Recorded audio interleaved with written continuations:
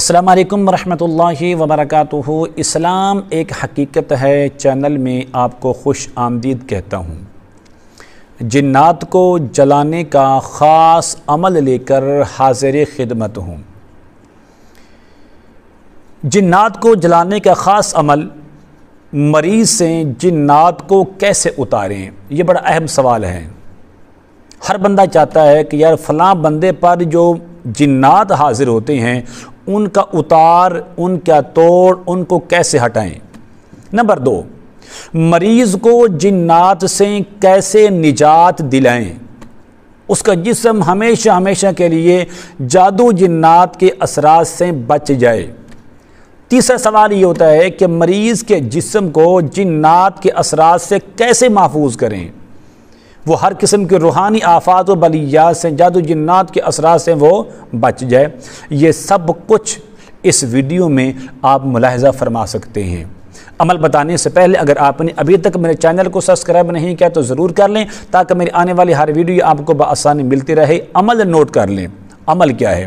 عمل یہ ہے، مریض مرد ہے یا عورت ہے، چھوٹا ہے یا بڑا ہے، آپ اس کے سامنے بیٹھیں۔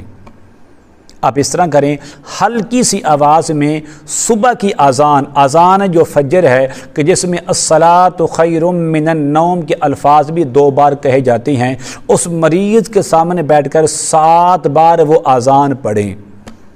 اذان پڑھنے کے بعد آپ نے 7 بار سورۃ المؤمنون کی آخری 4 آیاتیں پڑھیں۔ افحسبتم انما خلقناکم عبثا وانکم، آخر تک پڑھنے کے بعد پھر آپ اس طرح کریں، مریض کے دائیں کان میں پھونک مار دیں۔ مریض کے دائیں کان میں پھونک مارنی ہے۔ پھر آپ اس طرح کریں، پھر مریض کے سامنے ہی 7 بار اقامت کہیں کہ جس میں قد قامت الصلاۃ کے الفاظ کہے جاتے ہیں 2 بار۔ اس کو اذان کے بعد جو اقامت ہے آپ نے اس کو بھی 7 بار پڑھنا ہے۔ پھر آخر میں وہی سورۃ المؤمنون کی آخری جو 4 آیاتیں ہیں، افحسبتم انما خلقناکم عبثا وانکم الینا لا ترجعون، ان چاروں کو آخر تک 7 بار پڑھنے کے بعد مریض کے الٹے کان میں، بائیں کان میں آپ دم کر لیں۔ یہ عمل مکمل ہے۔ یہ عمل آپ نے دن میں 2 بار کرنا ہے اور ٹوٹل آپ نے اس عمل کو 7 بار کریں۔ صبح نماز فجر کے بعد اور رات کو نماز عشاء کے بعد یہ عمل کریں تو انشاءاللہ کوئی بھی چیز اس مریض کے جسم کے اندر ٹھہر نہیں سکتی۔